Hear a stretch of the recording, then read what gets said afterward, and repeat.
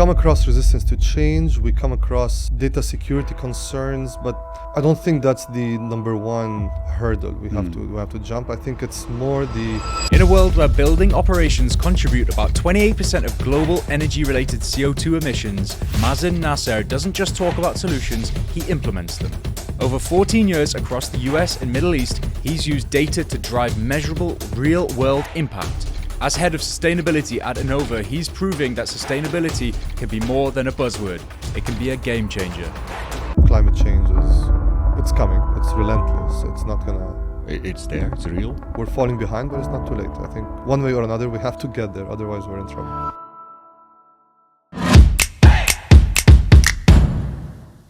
Welcome, Mazen. Thank you. We're having a conversation today about sustainability, of course, green minds. Yep. The International Energy Agency is suggesting basically if we want to meet our goals, we need to improve the building efficiencies by 30% by 2030. Do you think that we're on track? Well, the numbers are published, Walewein. It's not about what I think. Yeah. The numbers, tell the whole story, and we're definitely falling short.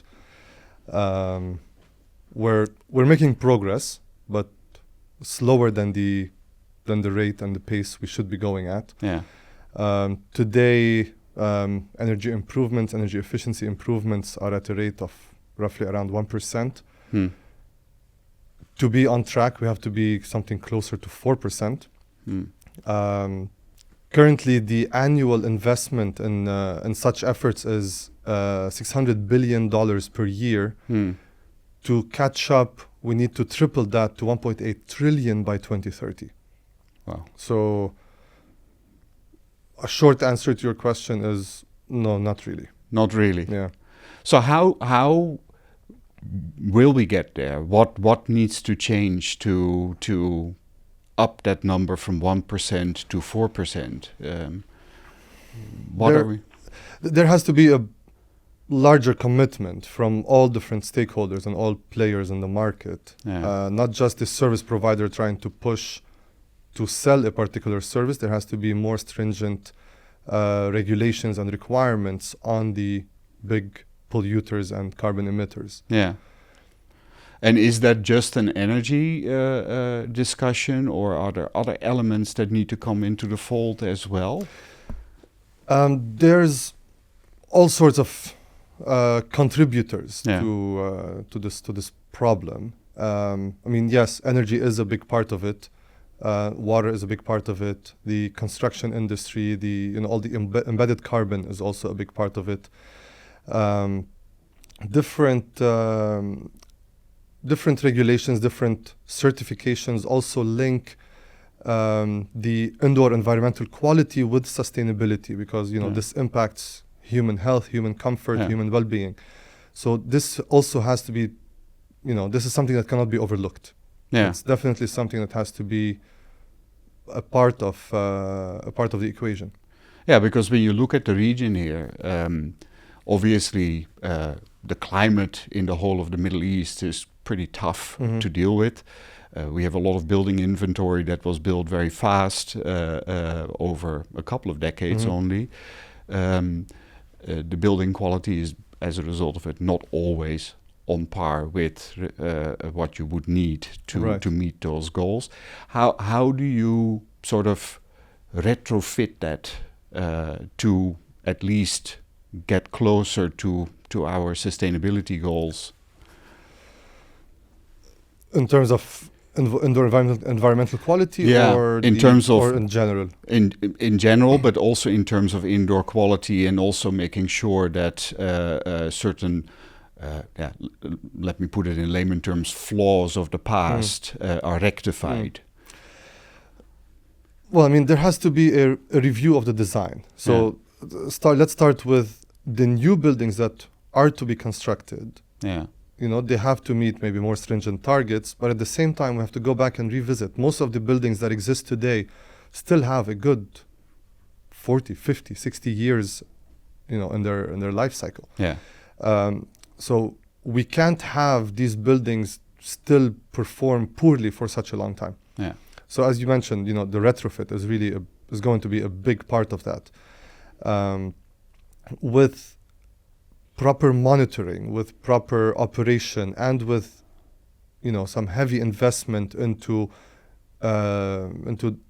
retrofits and deep retrofits can really change the game here. It can really turn things around. Yeah.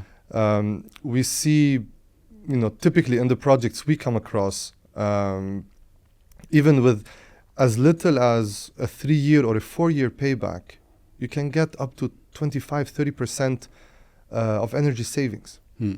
So imagine if you could push your boundaries just a little bit more than 3 or 4 years to maybe 7 or 8 years or 10 years. Yeah. You could really introduce even much, much higher savings, potentially exceeding 50 and 60% as well. And what type of actions do you think companies need to take when you talk about deep retrofitting and when you focus on the existing sort of energy profile of a company? What type of investments do they need to make? You'll have to upgrade your systems. Definitely move away from the traditional system, traditional BMSs. We need something better. We have the technology to do it. We're just not deploying it. Yeah. The building operators need to understand that these new systems are not there to replace them. It's not a hostile takeover. No. They're here to assist them. In Enova, we operate buildings and we're implementing these technologies. Yeah. So the operation and the digital energy management, the new age digital energy management have to work together. We're not here, it's not one or the other. Yeah.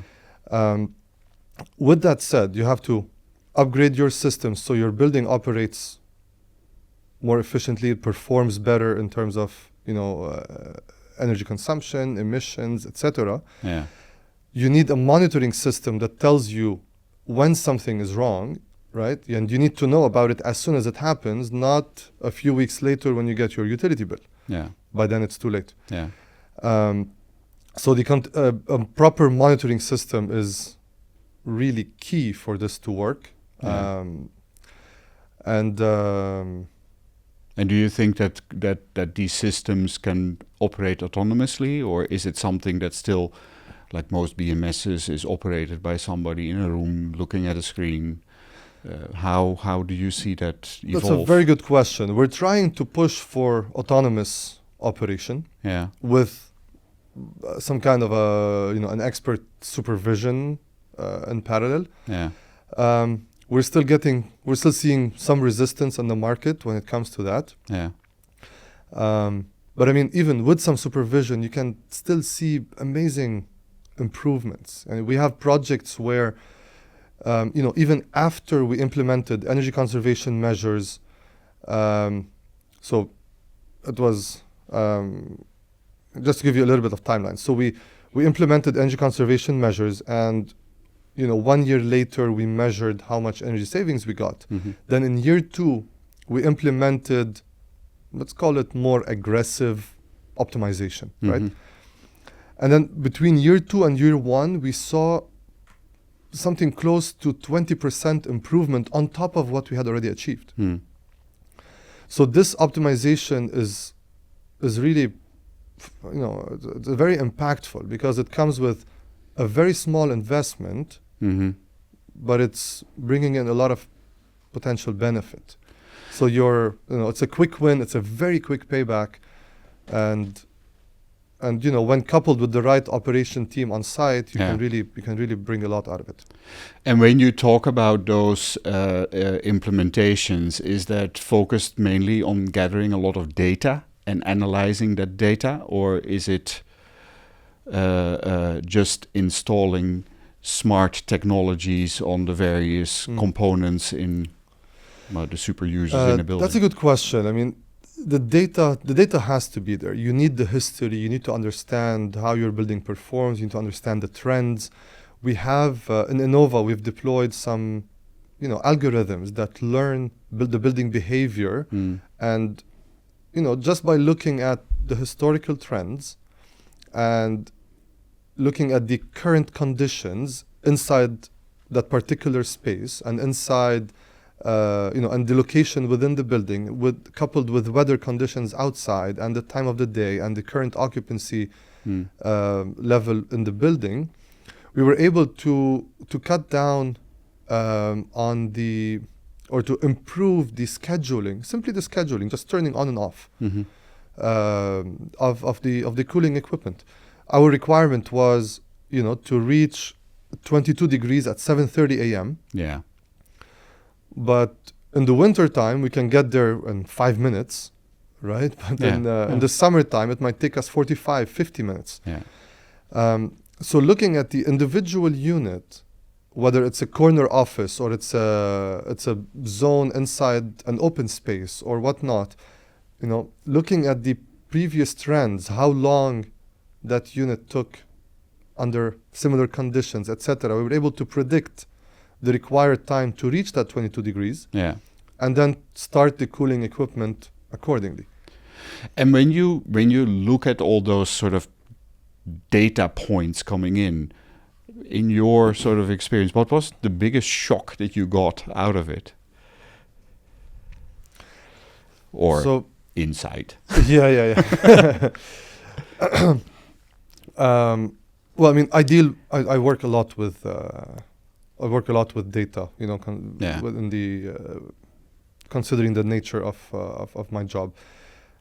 Just something to point out, a couple of things. Something that's maybe not directly related to energy management or data and energy management, but something to note. 90% of the data in the world was generated in the last 2 years. Okay. So that's just something to put in perspective, and to see that we've really just started, this next step in the digital age, and other industries are way ahead. There's no reason why sustainability, for sustainability to be falling behind. So that's one thing I wanted to point out. The other thing is, there's a particular service we're selling, based on the data we're collecting from the facility. So when we first deploy, we can go through an automated testing and commissioning to the existing BMS. Basically just to identify if there's any issues or any faults or any bad data, any broken sensors, any communication issues. And it's not uncommon to see more than 1,000 faults in existing systems in buildings that were, newly taking over. Yeah. So this honestly was mind-blowing. You can only imagine how much waste and how much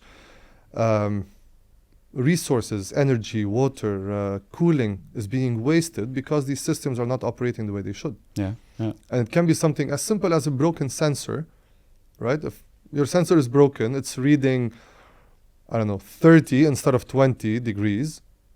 That's going to cause your AC to keep blasting cold air into the space, simply because it has no idea that it's cold enough. No. So how do you overcome these things then? I mean, I know that obviously when in the case of Enova and others taking over certain assets, you first start making an inventory of basically the asset and what works and doesn't work, the snag list and all that. But I would assume also that during the period that you're working in a specific project, you need to constantly check whether the various components in your building management system environment work. I mean, how can that be overlooked? What is the reason for that? It's overlooked because simply the systems with the right features or the correct intelligence layers, they're not being used. Yeah. You need to add, over the existing systems in today's facilities. You have the BMS metering platforms, chiller management system. Talking to the context of the GCC, right? Cooling is the primary focus, obviously. on top of the existing systems, you need an extra layer of intelligence to basically bring all this data together. You need a layer that is technology agnostic, and it has to communicate with different systems, right? Typically, or today, these systems, they're silos. They don't talk to each other. They don't communicate.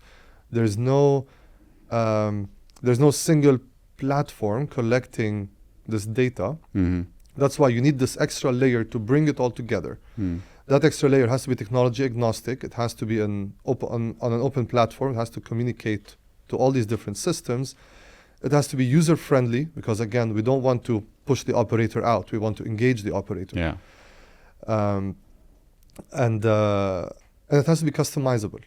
Yeah. Requirements of building A are not going to be the same as requirements in building B. No. So this customizability, there can be like a general guidelines on how to do things, but there has to be customizability on top of that to really tailor and fine-tune your solution to the building requirements, to the occupant requirements, based on activity, based on personal preferences. Yeah. We get requests all the time that, in this space we want it at 23 degrees, but in this space we want it at 21. Yeah. So you have to be able to fine-tune. Yeah. And only after doing all of this are you really able to create value. And do you think that it's not even new technology per se, but approaches with machine learning and AI, though still nascent, I think in this context, eventually will be able to deliver that sort of shell around all these different systems and be agnostic in that? Do you think that that state can be reached? Yeah, absolutely. I mean, we're doing it, essentially. We're doing it. We talk to different systems. We talk to, we're able to collect data from different geographies, pulling all of this data together to give our clients first of all, visibility, and then the peace of mind that their buildings, their operational requirements are not jeopardized in any way. Yeah. This always remains our number one priority. We have KPIs, we have commitments in our FM and operations contracts. Yeah.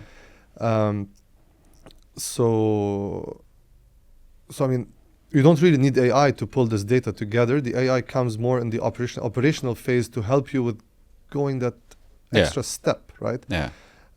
To really fine-tune the operation and really get the full benefit from the data you're collecting. Yeah.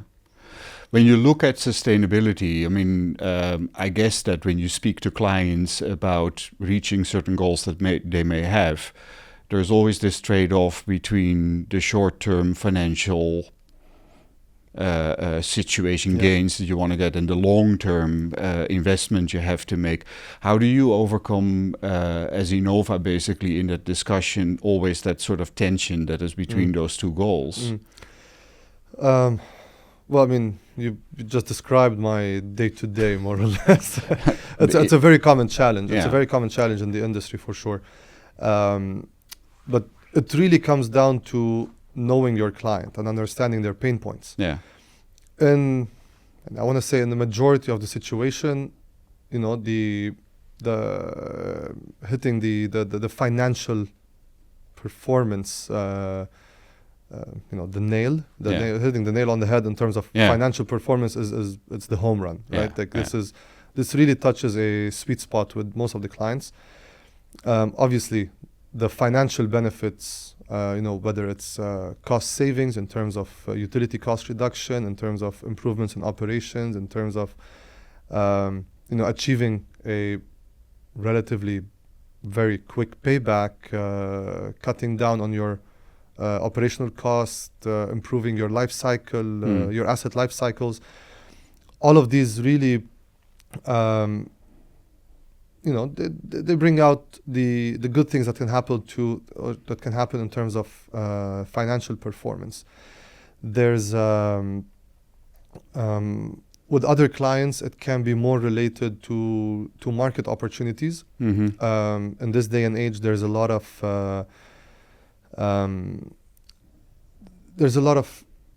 the trend of preferring sustainable products over non-sustainable products is definitely on the rise. Yeah. I mean, it's very common that people are marketing their products as being sustainable or more sustainable than others. Yeah. And it hits a sweet spot with the consumer, and that's something consumers are going after. So being able to show that your facilities are more sustainable, or that your manufacturing plant has reduced waste and has reduced utility consumption, has deployed some renewable energy sources. Yeah. That's something that the consumers like to feel that what they're using is not hurting the world so much. There's other risks as well in terms of redundancy and reliance on utilities. We come across different facilities wanting like a more reliable energy source. Yeah. Say, for example, data centers. Yeah. They obviously they need redundancy of power. They have UPSs, batteries. It's not uncommon to see them, being charged through solar PV, as an example. Yeah. So it's really about knowing your audience, knowing your clients, and really, trying to address their pain points with the services that you're providing. Yeah. Now it is also, I think Deloitte said that recently. That still quite a number of executives sort of worry about greenwashing. Yeah. Though ESG being a very important component in a lot of businesses nowadays. So how do we all sort of make sure that it is not just a glossy report that we are publishing every year, and it truly is tangible, the impact that we have? Yeah, I mean, the fact that executives are worried about that, sorry, that's just a side note. The fact that executives are worried about that is just a testament of the importance of ESG reporting and being ESG responsible, right? Yeah. To avoid greenwashing, there's quite a few things that can be done, actually. Yeah. So there's measurable actions that you can take. So first of all, you can set, it's important to set measurable targets. Yeah. Be ambitious, but be realistic, right? If you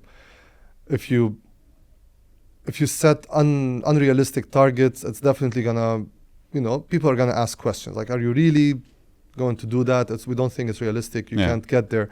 So it's important to set measurable targets and set short to mid-term milestones to reach that target. Yeah. And you could say, my target is to be net zero in 2050. Great. So let's, work on getting a 30% reduction in your carbon emissions by 2030, and then 50% maybe 10 years later, etc., to lead you up to that 2050 target. Yeah. Focus on materiality. Yeah. Focus on what matters to you. If you're a manufacturing facility, maybe occupant comfort and well-being is not such a big deal for you. This is something more suitable for a real estate company. Yeah. If you're a manufacturing facility, focus on your energy consumption, focus on your waste, focus on how you're handling your wastewater that you're dumping into the river. Yeah. Yeah.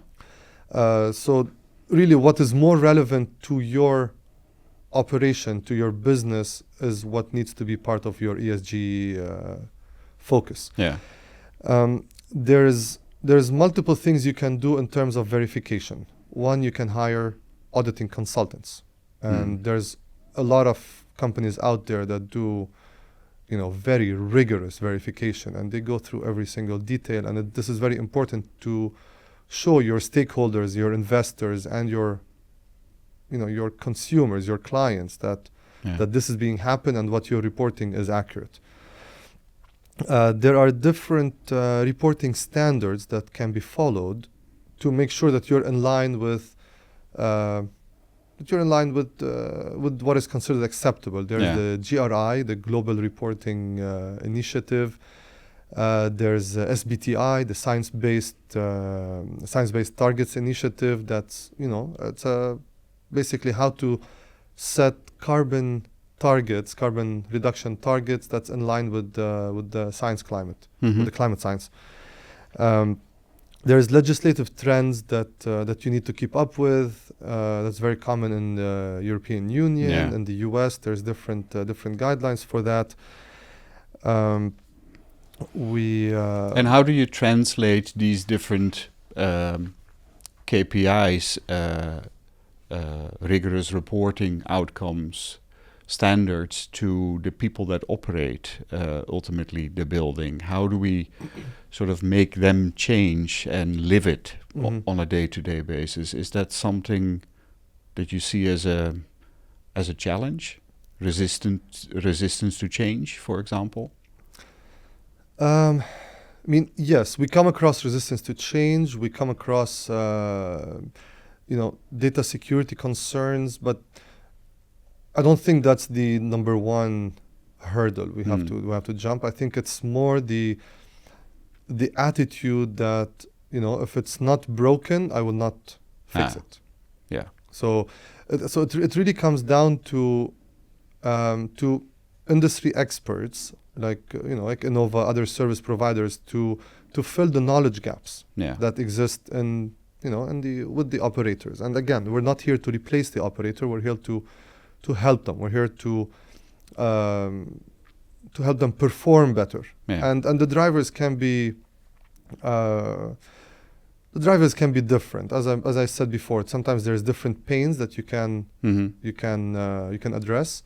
And do you see big differences between different parts of the world in that? Because my own personal experience is that a lot of companies coming in here in the Middle East, they talk about developments in, for example, in my case, in Western Europe, but they don't apply here necessarily because our circumstances are so different in terms of the climate environment, but also the people aspect. How do you educate everybody to really understand, to start with, what the goal is?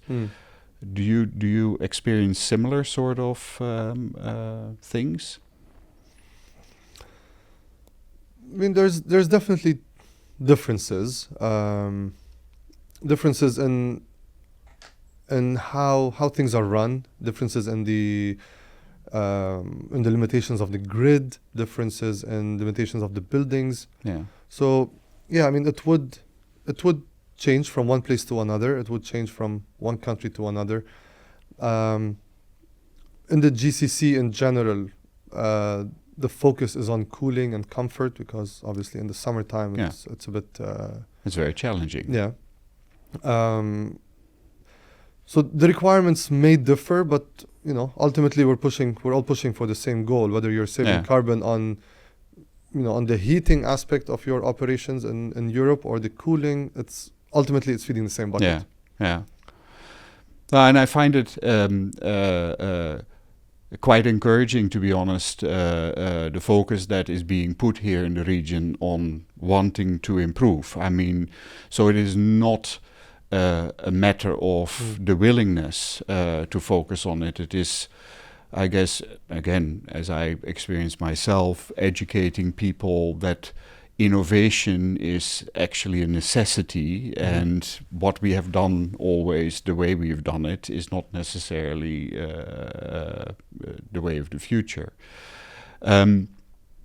When you look at energy, obviously 60% roughly of our energy consumption has to do with cooling. I would expect that most of your focus is on the HVAC component within building structures. And you mentioned already that different buildings, different requirements. Obviously, a large commercial environment is different than a residential tower or a shopping mall.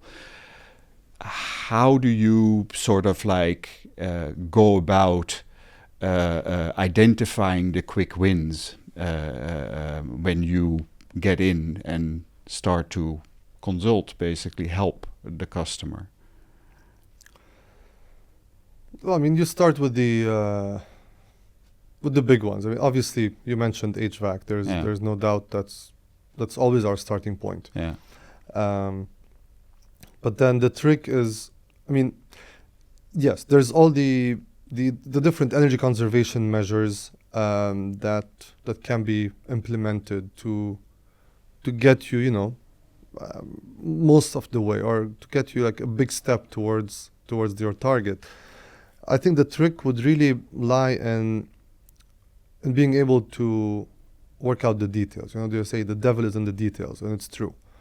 The trick is really being able to micromanage and to micro-operate your equipment, to even monitoring the smallest parameters of your fan coil units, of your air handling units, chillers, pumps, comfort conditions, right? So we deploy a system in Enova where we're really able to, we're pulling, take for example an air handling unit, we're pulling more than 30 points typically from every air handling unit. We have today more than, I think we're something around 250,000 points, giving us data every 5 minutes. And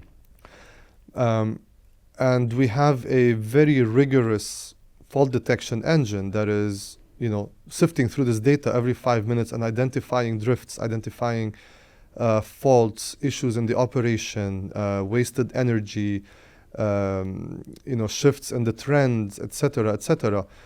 And you can really say that you run a lean operation and an efficient operation if you're able to see what your individual equipment is doing. Yeah. In many cases, the energy conservation measures give you, like the high level. Okay, great. We saved 20% by replacing a chiller, or implementing, putting VFDs on my pumps, or or this kind of these kind of solutions. But you can get the extra 5% or 10%, sometimes even more, depending on the site conditions, simply from micromanaging and micro-operating your equipment, down to the level of how is the chilled water valve responding to the unit reaching set point? Yeah. Is it closing properly? Is it not? Sometimes the BMS thinks that the valve is closed, but it isn't. But it's actually not. Yeah. And we can sense that because we see cooling across the coil. Yeah. We're monitoring the air temperature before the coil and the air temperature after the coil. Yeah. And if there is cooling effect and my valve says it's closed, then maybe my valve is leaking. Yeah. The BMS doesn't catch these things for you. That's why you need that extra layer to really get into the little things. How do you think ongoing maintenance plays a role in this? Because obviously, so you're measuring a lot. It gives you trigger points. Yeah. Some of the actions is indeed correcting faults that may be there. But obviously, again, when I look at how the market operates, it's quite reactive in maintenance intervention over here. What do you think the role of maintenance has to be? Maintenance is key. And again, we're not here to replace the operator. We are the operator in most of the cases. The role of maintenance is really, really important. There's all the regular PPM, it will have an impact. In many situations, we need more than just that. Yeah. So now, in Enova, we're in the buildings where that are digitally mature, using that term. That the digital systems are in good shape, are in decent condition, and the data is available. We use condition-based maintenance, so we're able to trigger maintenance activities literally within seconds or minutes of when we know it's required. Yeah. And this is all an automated process. So we're collecting the data, and then using the fault detection algorithm, we detect that a filter needs to be changed, or a sensor is broken, or a valve is stuck open, etc. Yeah. It will automatically log a work order through the system that notifies the team on site. Yeah. They get a notification on their phone, on their PDA, that this unit has issue A and B, and these are the troubleshooting steps that has to be done. And obviously, more times than not, it will trigger some kind of a maintenance activity, either to replace or to rectify, or at least to investigate what is happening. So when you look at your own personal day-to-day excitement around sustainability, what excites you most? And how do you see the future for sustainability meeting our goals? I think one way or another we have to figure it out. Yeah. Yeah. What do you mean with that? Is there more regulation required? Yes, you think? More regulation, more penalties, more bigger penalties if you don't meet targets, or it can be something as simple as increasing the tariff, or implementing carbon time tax. of use, or carbon tax. Carbon tax, absolutely. And it's because here in the region, obviously, not sure how it is in neighboring countries, but at least here in the UAE, there is no real difference between peak and trough as such. So that makes it a bit tougher to incentivize or penalize, if you like, how you operate as such. Are there other sort of softer stimuli that you think could help? Is it, for example, incentivizing companies to use more solar, for example? Is that what? There's incentivizing definitely has to be part of it. Subsidies on energy efficient equipment, subsidies on solar panels, on implementing energy conservation measures. There's a lot of governments and utility companies that assist with the implementation costs for businesses to implement these solutions. One way or another, we have to figure it out. Climate change it's coming. It's relentless. It's not gonna. It's there. It's real. And it's not too late. We're falling behind, but it's not too late. I think one way or another, we have to get there. Otherwise, we're in trouble. So what does it mean for you? Or maybe our kids are in trouble. But well, that's the main thing. Obviously, at the end of the day, it's all the generations after us. I mean, absolutely. So what does it mean for you to have a green mind? First of all, we have to be mindful of the choices that we make today, and the choices we make today. Talking about our kids, we need to understand how the choices we're making today are impacting the world, impacting our communities, impacting the environment, obviously. And sustainability has to be perceived as an opportunity, not an obligation. There's so many benefits that could come out of it. Forget climate change, forget the impact on the environment. All of that aside, there's financial benefits. There's benefits to the businesses. There's benefits to retaining talent. There's benefits for to push innovation. So even if you're not a tree hugger at heart, which I am, even if you're not a tree hugger at heart, there's all these other undeniable benefits. I mean, why not tap into it? If you can, all environmental benefits aside, if you could put a solar panel on your roof and cut down your utility costs by, 20, 30%. Why not? Do it. If you could get your money back and, if you could implement energy conservation measures and put, and then get your money back in 3 years, and then get additional benefits for another 10 years until your equipment is obsolete, why not? Forget the environmental benefit you get out of it. But if you could get financial benefit, you could retain your talent, especially with the younger generation. If you could be more, be more appealing to your customers, to your clients, to your consumers, and to your employees also. Absolutely. I think that there are loads and loads of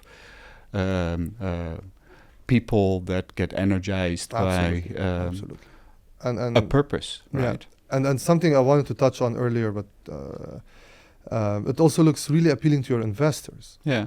To your investors today, investors are, they're very picky where they want to put their money, right? And they're more times than not, they're going after the sustainable businesses. They're going after the more ESG responsible companies. And there were multiple reports published by MSCI, by Morgan Stanley, showing how there's increasing trends in ESG responsible companies, performing better in the stock market. So there's all these benefits that could come out of it. So sustainability, it's an opportunity. It's not an obligation. No, it's locked in the word itself, right? You sustain your business at the end of the day as well. Absolutely. Mazen, thank you very much for the conversation today. It was really nice. Thank you. Pleasure to be here.